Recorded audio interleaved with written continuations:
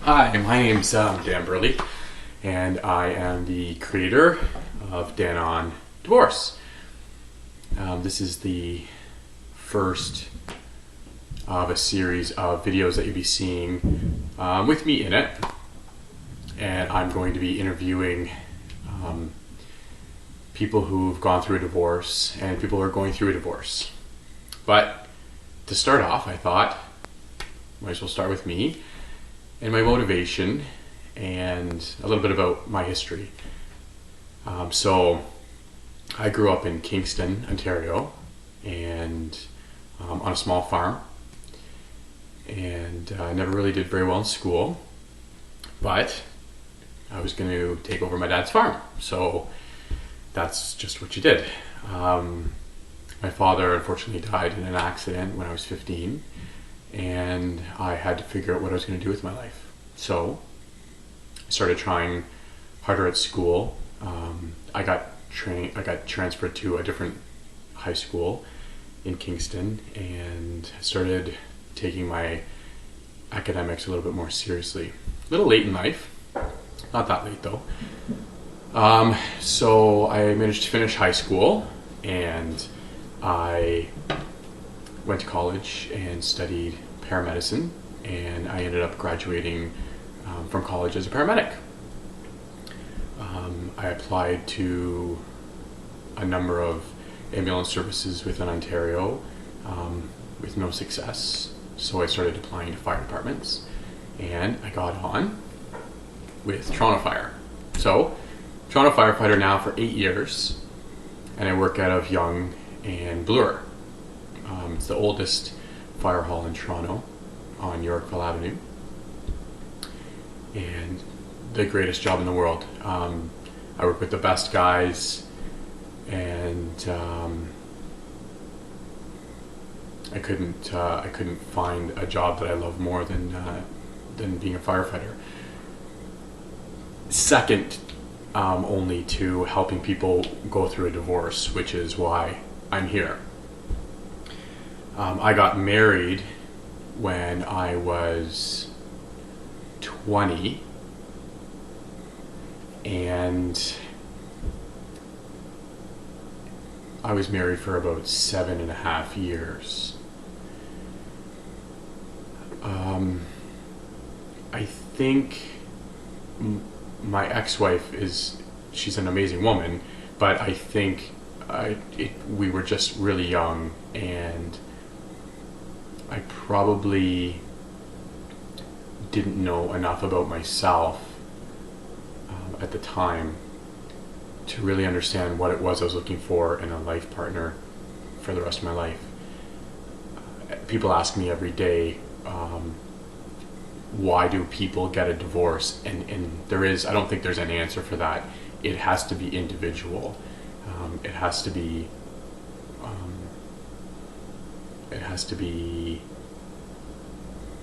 There's just many reasons. So for me, I think it was just about growing apart and having different likes. I mean, something as simple as that can end a relationship.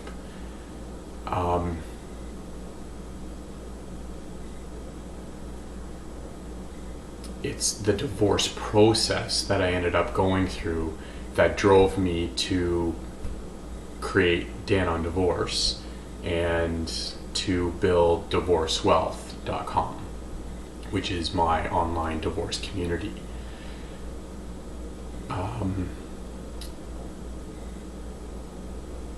The divorce process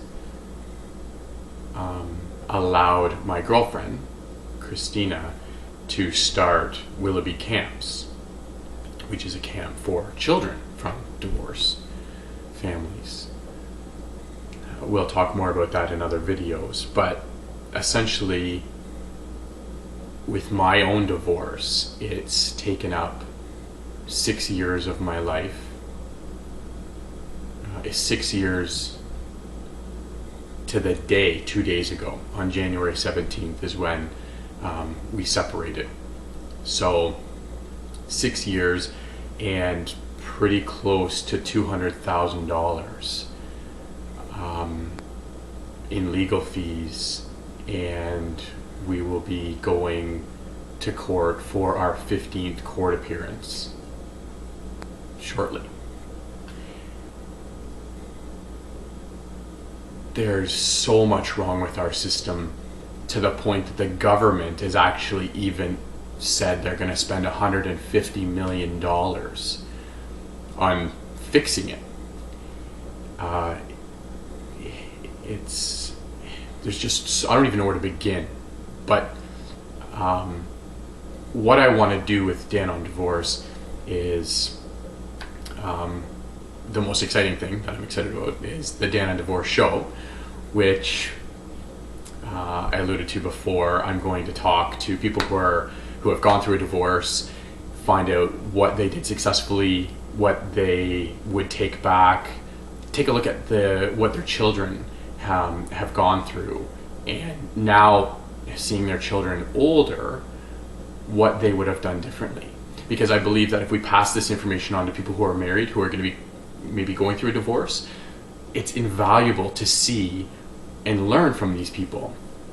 The other thing that I'm going to do, is we're going to interview people who are going through a divorce right now, today.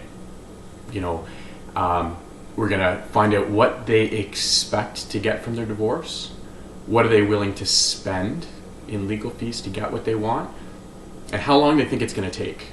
Because I think that these people are going to represent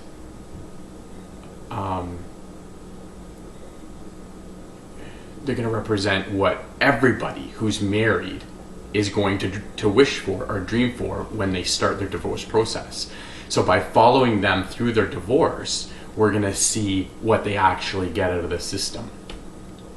I'm hoping that I can find people out there who are agreeing to split amicably, go through mediation. They're both willing to compromise to the point that it costs them $500, and they're able to still have a relationship, because me and my ex-wife have no relationship. Other than some emails and some text messages, it's very, very rare that we actually even communicate, and I think it's a detriment to the children. But what do you do? And this is 6 years later. I don't want people to go through what I've gone through. I don't want kids to go through what my kids have gone through. They're amazing. And through all of this, I think they feel very loved, and I think they feel as though they're not part of what we're going through, but I still see them care deeply about their mother and about me, and wish that it would be able to be resolved, because they see other divorced parents who can talk and they can have dinner together, and they're able to kind of move on with their lives, but still have a relationship, with the understanding that the children are at the forefront of everyone's concern. So, after having said all of that, I look forward to you coming back. We're going to start our first interview with a guy actually that I work with. He's going through a divorce. I think he's 2 weeks, maybe 2 weeks into his divorce. And we'll see what he has to say, and what he's done so far, and what is going to happen.